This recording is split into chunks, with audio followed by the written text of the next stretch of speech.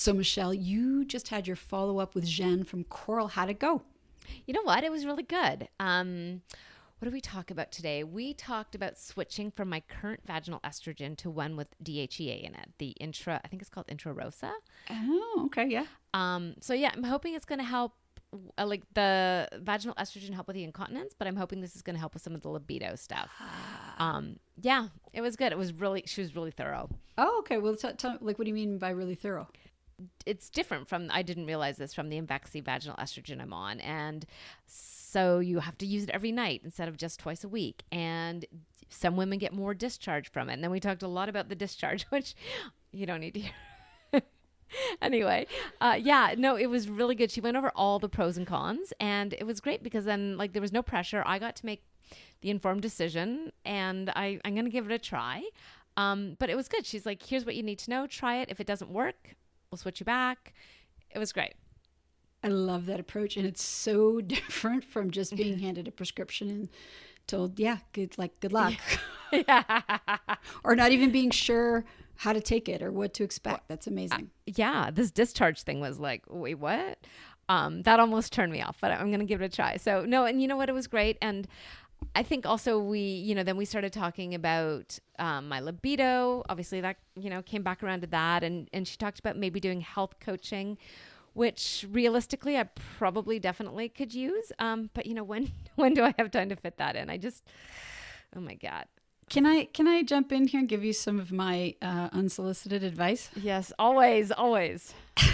Maybe with everything you've got going on right now, now's not the time to add in sorting out why sex isn't a priority for you, right? Maybe that's a to-do for sometime in January. And I'll just say it's okay to not want to have sex right now. Oh my God. Thank you. Thank you. Thank you.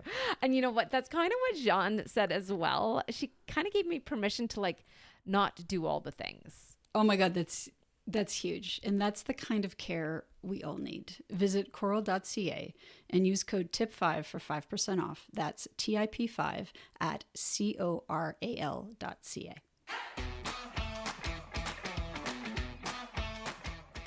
Today, we have a very special episode, our first male guest. We sat down with John McCalla, co-founder and CTO of Coral, to ask his perspective on perimenopause and menopause and how to get more men participating in these conversations. Because when men get educated and can support their partners, colleagues, sisters, daughters, and mothers, everything changes.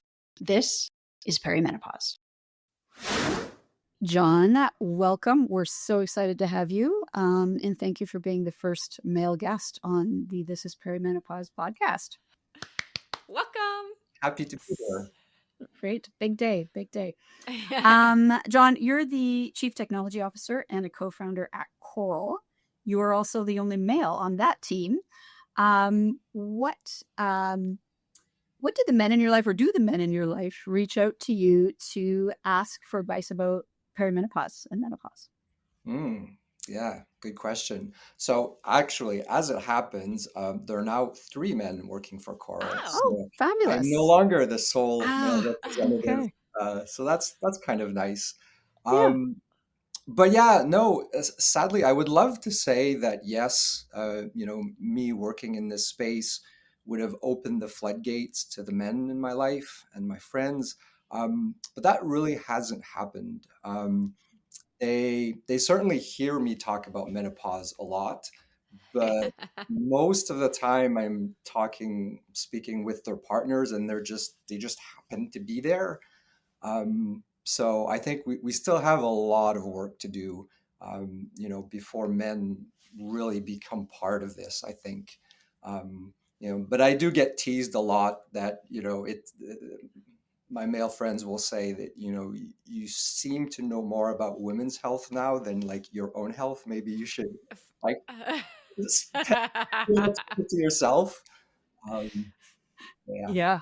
What about the women in your life then? It sounds like perhaps they're asking you a lot of questions and knowing what you do. Yeah, that has actually been an amazing part of this journey is, first of all, and I don't know if my experience is the same for all men, but I'll speak from my point of view. before I became involved with this, I was completely clueless to the existence of this. I think like a lot of men, I thought of menopause as, oh yeah, that's the thing where they get like hot flashes from time to time, and that's it. Like, and to me, frankly, it sounded like how I feel when I get back from a run. I'm a little bit warm. Oh. It's not like that. But I know it's not like that now. But I think a lot of men, that's kind of the vision that they have of it. But anyway, to back up, yes, the women in my life now have opened up to me, and started telling me their stories, their perimenopause stories, and there's women that I've known for 20 years that have gone through these horrific experiences, which I had no idea ever. And these are Wow. people I consider myself very close to. Um, Mhm. but they only started talking. We only started talking about it when I would talk about what I'm doing for a living now, and then the stories started to come. Um, so yeah, that has definitely changed a lot in my life. I'm learning a lot in retrospect from all of my friends, frankly. That's amazing. Can I ask, if you are with a couple and you do start talking with the female about her menopause or perimenopause experience, do the men in their lives, do they like get uncomfortable? Do they glaze over? Are they engaged? Like, are they like, I mean, it's probably different for everyone, but generally, what are you finding? Do they seem surprised or? That's a great question, and I kind of wondered about that, but I still do. Like, it's hard for me to tell if they've heard this story 100 times, or they're hearing it for the first time. I don't think that's happened necessarily, but um, the way that women talk to me about their menopause, I'm not sure all of them have had conversations that free with their partners, unfortunately. I wouldn't say there's any glazing over as such. It's not like, oh, this is like, let me go watch the football while you guys talk about this. That's not what we're talking about here. But um, but yeah, there's definitely, like, you can feel a different level of engagement on the topic for sure. Interesting. Well, yeah, it's funny because women always, once we feel comfortable, we talk a lot and we share a lot, as you're probably finding. You're probably not used to how like open women can be, but welcome into the fold. Oh, thank you. But it's great. It's great. I love it, and it validates to a large extent, me being on this adventure, which frankly was a little bit scary. Like, it's kind of scary to be the only guy, in a women's world. Yeah. And yeah, this has made me feel much more comfortable, that women are by and large, opening up, and they're not thinking that it's freakish that there's a man involved in this, which is great. I am curious because we understand you were kind of done with launching another startup and then you found out about Coral and here you are. So what was it about the value proposition or the vision that Coral had that changed your mind? Yeah, I think it was more that I wanted a break from healthcare and health tech. So for context, I'd been working on Dialogue, today Canada's largest telemedicine operator, for like over 6 years, and I felt that we had kind of accomplished what I wanted to do in that space. I got interested in that space, because I wanted to see how technology would be able to kind of improve some of the processes and the delivery of healthcare. It is a challenge right now. Our public healthcare system is has challenges with funding and all of that, and it seemed like an interesting problem to tackle, of like, how can technology help with this. Um, so my initial sort of pushback with the idea of Coral was like, it felt like it would be similar to that. Um, but then things shifted. I mean, the most obvious thing was when I started learning more about just perimenopause, menopause in general, and sort of the it's I was going to say frustrating. It's not frustrating. It's infuriating, kind of the Mm. level of support that women get, and how big the problem is, and that part of the combative part of me sort of got fired up with that. And I had some experiences close to home also, with a partner that was struggling for a long time, and then you know when hormonal health started being integrated into her life, it just you know it's like a flick of a switch, like incredible. Obviously to maintain that there's work, but it just kind of floored me, like how, and I'm generalizing here, like how easy the solution was. Mm. It didn't seem like this crazy, we got to land people on the moon thing. It was just, no, you just needed to have people that knew what they were doing. And these solutions, are super effective and do work. Um, and then sort of researching the topic a little bit, like, yeah, seeing that women just aren't getting access to these services, Mhm. seeing women that are being, they're being told by their family doctors, that they just pull up your bootstraps and come and see me when you're done with perimenopause, like on the other side of this. Yeah. In 5 to 10 years. Yeah, exactly. Like not 6 months. Yeah. Yeah, Yeah. and that seemed wrong. Like, because the other thing that I really believe in is the whole idea that medicine should be more than just fixing us. I really like the idea of preventative medicine. I think it has tremendous downstream benefits also for public systems. If people are healthier, if they will use the system less. But more importantly, like, we deserve to live well. We deserve to Yeah. be having a blast here on earth. And it's not enough to just fix people. You what you want to do is you want to help people live well, feel great. And that's kind of like the ethos of what our vision at Coral is we don't want to just fix you. We really Mm. want to, like, help you, you know, get to feeling great. And that's the bar that we set. So these things were, there was the side of me that's like, yeah, this is really, where medicine needs to go. And if I can contribute to that by, I'm mostly the technology guy, so that's my contribution. But if I can contribute to, moving, the science of medicine forward in some small, tiny way, that'd be great. And then the other side is like, yeah, there's this really pressing need. There's this, like, really low hanging fruit, frankly, that we can address, and we can help these women that, desperately need it. Um, it seemed like a win-win. That's amazing. Thank you for Yeah. changing your mind. Is there something that surprised you most about women's health, women's midlife health since you've started at Coral? Yeah, I mean, so many things. As I said earlier, like, I was so oblivious to any of this, like, even existing.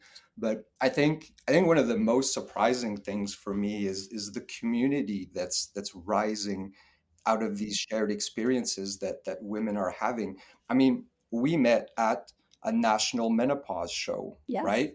And you said the word vulva on camera and let us put it on our I Instagram did, account. yes. That's like, wow.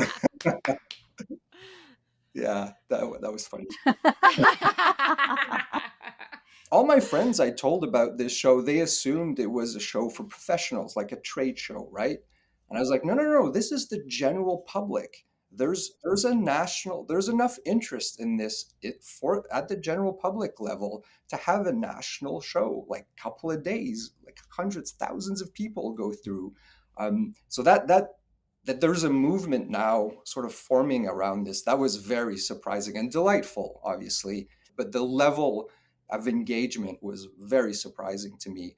Like, this really isn't a niche thing, is kind of my conclusion. It's not. And the everyone's journey through perimenopause and beyond is unique, but the the challenges and the feelings of isolation and the feelings of not being heard, understood, cared about in the context of medicine and society in general, that's universal for half of the world's population. That is really significant context, I think, that most people don't still quite grasp. Even women who are struggling, they think they're still the only one, right? Until they're introduced to this community that's growing, but it's still really small relative to, you know, the world population. I think the what was great about the menopause show too, there was so much information coming at women, like just anything you wanted to know about, there was information. And your booth was right outside of one of the main stages. So I think what I noticed was a lot of women going to these main stages and listening to these really important conversations, but then being able to come to your booth and be like, oh, hey, and had a little one-on-one and got to and dive deeper as it pertains to me. And yeah, it was pretty cool to see what you guys were doing at the show. Yeah, it was an amazing experience for us, and it surprised us in many ways. And one of the ways was just like how grateful the women were Mm. to be able to talk about this stuff. Yeah. And that really, like, the level of like emotion and the expressions of relief, and that's universally, I think, with, you know, women's midlife health, that I sort of very much underestimated, is just how you feel when you start talking about this. And you know, my partner also kind of went through that, of the process of, now I understand what's happening to me. I no longer fear that I'm going crazy. The level of relief that you feel Hmm. once you understand that, it's palpable. We see it in our interactions with our members. We certainly saw it at the trade show also. Um, and that's great, but surprising, right? Yeah. It's surprising. So it's unfortunate that you know, people are starting from that place. Well, and that's what Mikkel and I are doing, what we're doing as well, because we had each other to kind of, vent and commiserate and discuss and learn. But not everyone has that. And not everyone has access to Coral right now. And, or the menopause show. So that's great. Yeah. Yeah. Did I just say we were great? I don't know. Yeah, but good for you. That's part of your journey, learning to not be self-deprecating. And yeah, So, exactly. John, just curious, do you have any advice for female listeners who might be struggling to talk about perimenopause with their partners or with their colleagues at work or with their friends? Like, what's your take on that? Yeah, that's interesting. And like, I do not want to come across as someone who is going to tell women how they feel. Like, this is not what I want to do at all. But I can talk sort of from the male perspective. You know, as I was saying earlier, you know, probably their partners are just ignorant on the subject, as I was before being involved with Coral.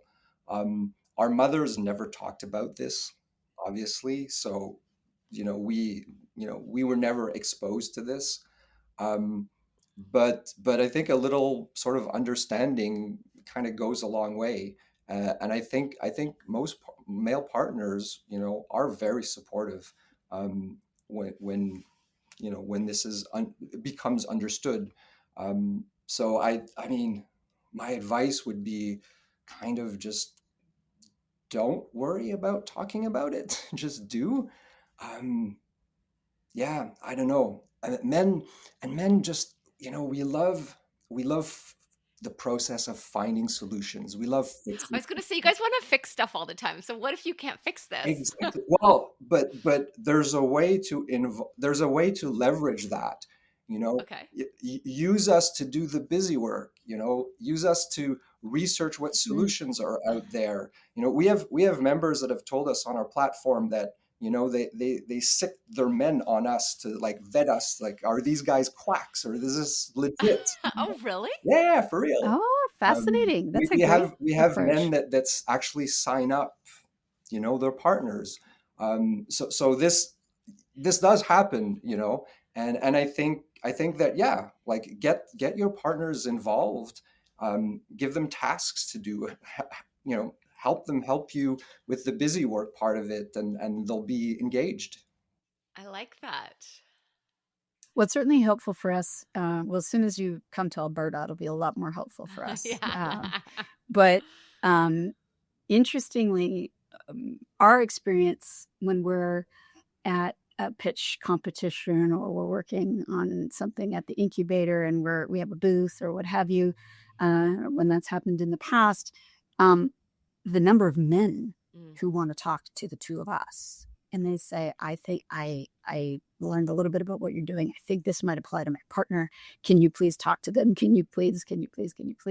Right. So when we're able to say, well, we could, but or you could have them talk to Coral. That's amazing, Yeah. right? Because part of the challenge is, well, we can talk to them, but until they can find someone who can actually, right, medically help Support them and offer solutions, and it's really a challenge because, as you well know, finding a provider who is well versed enough in perimenopause, menopause, and confident enough to offer solutions is really challenging. Mm-hmm. It is, yes, no question. Yeah, is it? I don't even know what the Mount Sinai clinic's wait list is. Is it 18 months, 2 years? Last we checked, it was 2 years, and I can't imagine it's gone down. I'm sure it's only increased. Yeah. Yeah. And I hear that a lot, yeah, I'm based in Quebec, and we have probably more private clinics here than elsewhere in Canada. But the private hormone clinics also have similar wait lists, from my understanding. Oh, Yeah, like even if you want to pay for it, it's Accessibility is an issue for sure. yeah, We're yeah. working on that. well, you are, and you're setting a new standard of care for women's health. So thank you. It's so needed. What would you say have been the key elements for making that a reality, and what are you most proud of in that context? Mm, Good question. yeah. Um, yeah, I think one of the biggest things is, integrating lifestyle medicine and like life coaches into the whole medical process. Um, that's something that we don't do, and it always felt like the right thing to do. And so Mm. we've tried that at Coral, and it's been like a tremendous success. It's really, really helped drive um, health outcomes. And surprisingly, there's been a lot of pushback to that idea, and not just pushback from other institutions, but pushback from our members themselves. Oftentimes, when women come onto the platform, they'll be they'll be in a mindset of, well, I just need the medicine, you know. I Give me the Give magic me the bullet. magic Yeah, bullet. Yeah. I don't need this other stuff. I've got this. And and then they get introduced to it, and they realize that actually this is super helpful and impactful.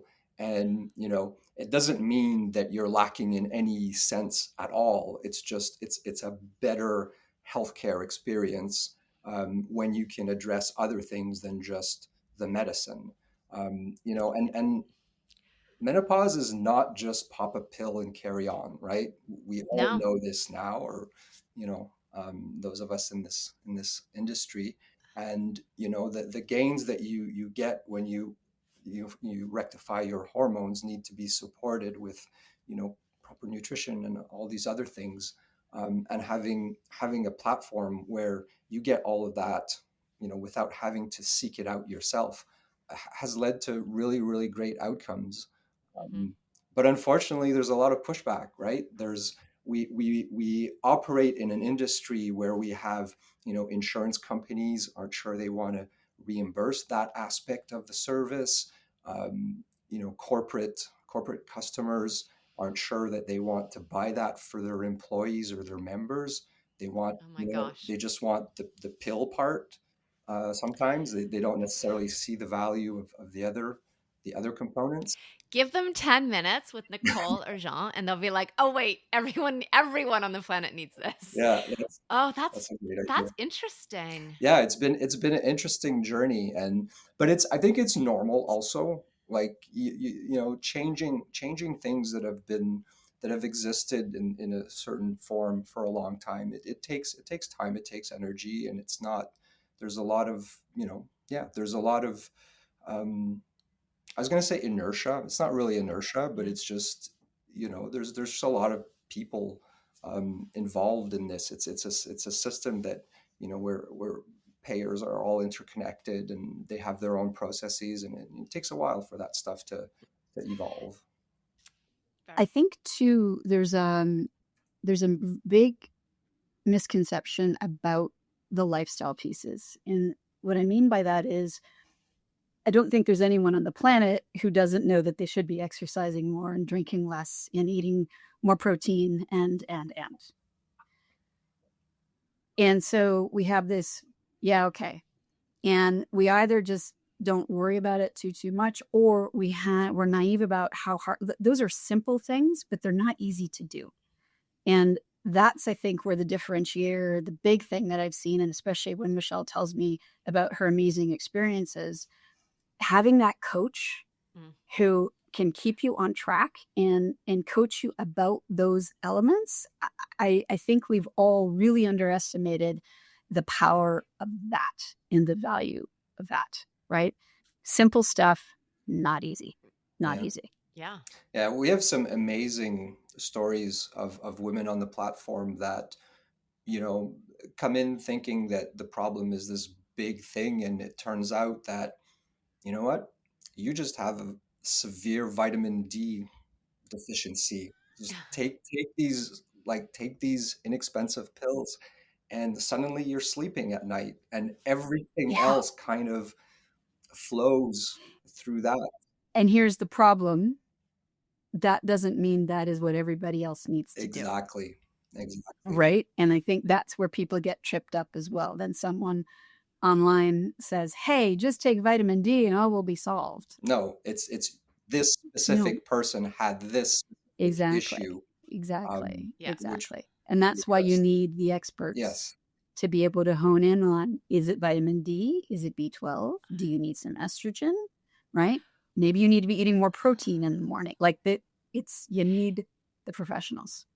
And the care that you provide at Coral is so personalized, so much so that when I was on a call with Jean, we were talking about low libido, and she's like, "Oh, well, I like that's not something that necessarily every woman would need to have a discussion about." But she's like, "Let's take some of your coaching hours and we'll put it towards that. We'll have this conversation." And then last week, Nicole mentioned that I could sync my Aura ring up to your app, which is magical. Like, I'm excited. I'm also terrified because now she can see that I'm not actually moving that much, and I'm and I'm drinking, and so it's good and bad, but it is so personalized. Like, I feel like I'm being held when I'm working with your team. It's been really such a great experience.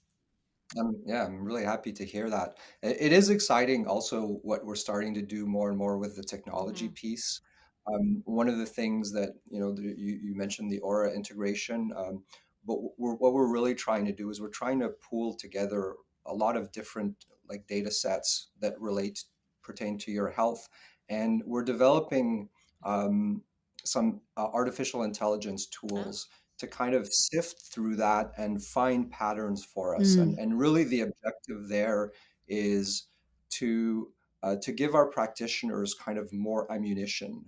AIs are really good at finding patterns over a wide array of data that would be very difficult for like one single practitioner to notice.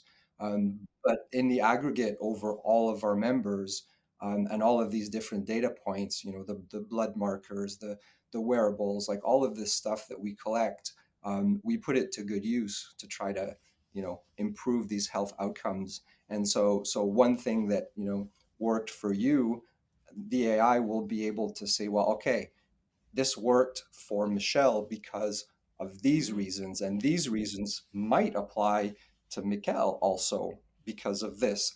And so these are patterns that, say you both saw different practitioners, they wouldn't necessarily have had a hallway conversation, about you too, because we have hundreds of members, but the AI can do that. So that's something that I'm really excited about that's coming, as we develop this technology, is really to see what are the insights that we can get out of this, because I don't think anyone has ever assembled such a wide sort of array of data Yeah. on midlife health. And I think midlife health is very complex. It's not, I have a sore throat, give me a prescription for penicillin and we're done, right? It's everything is kind of interconnected. So I think this is possibly going to be a really great sort of future thing. I don't know that you guys can you connect a CGM monitor to the app yet? Because Not yet. that would be magic. Like Michelle loves her if gadgets. my blood sugar and oh my god, if we could put that all together and you could spit something out at me that was like, hey, because you didn't sleep last night, you may have eaten this and now your blood did this and now I would love that. So please. Yeah, we're testing CGMs internally, Okay. but we don't have anything yet where we're leveraging that. But it's Coming soon. yeah, And for our listeners who aren't chief technology officers or gadget geeks like Michelle, CGM is a continuous Yes. glucose monitor, which, yeah, I think very, very cool. I have a thought just for some of our listeners who might be a little paranoid about their data and their health data. As the chief technology officer, obviously you have things in place to protect privacy and to respect. Oh my gosh, the acronym has left my brain, but there are rules and regulations. Maybe you could just give us a little blurb about that, because I know I still have some friends who are pretty reluctant in the context of sharing things, online kind of thing. yeah, no, absolutely, and it's a totally fair point. Um, so in Canada, the rules for data privacy surrounding patient health information are some of the strictest in the world, and we abide by absolutely all of that. We have aspirations one day of bringing our platform beyond the Canadian border. So we've really the whole privacy framework that we've put in place is a worldwide. So we basically took the most stringent regulations everywhere, and then added some. Um, it's frankly the data that women are sharing is extremely personal, right? As custodians of that, we need to just the utmost care is put on that.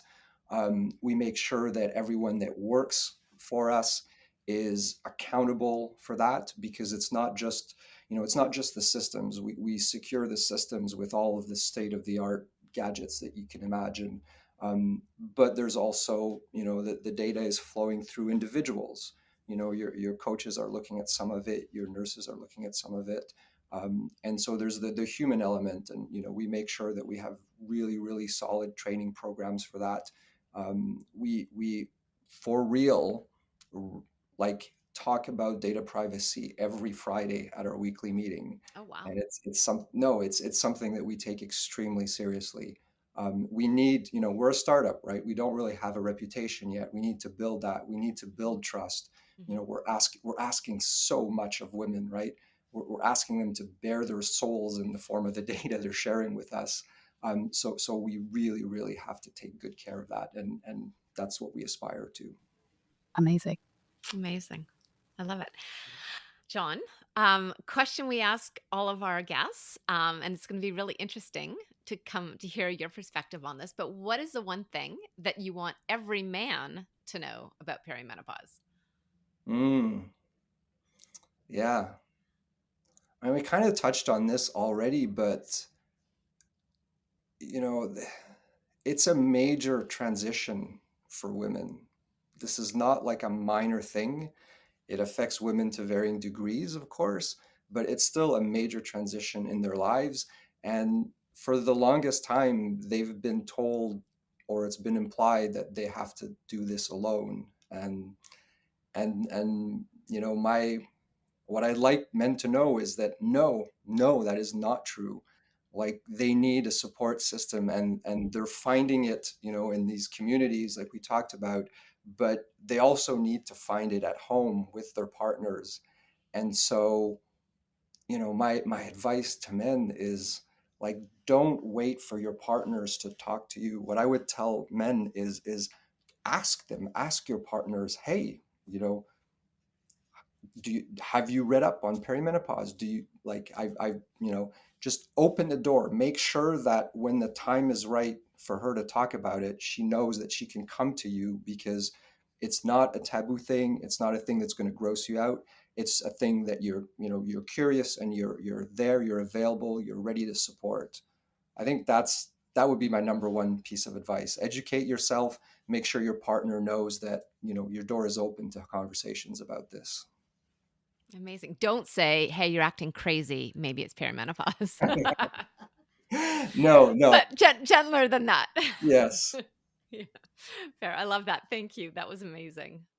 Oh, thank you. It was great to be here. Thank you, John. Great to have you. Thanks so much for listening to the show. If you like what you hear, please subscribe and write a review. So more women can find us and get a better understanding of what to expect in perimenopause. This information is not intended as medical advice. The intent of this information is to provide the listener with knowledge to support more efficient and effective communication with their medical provider.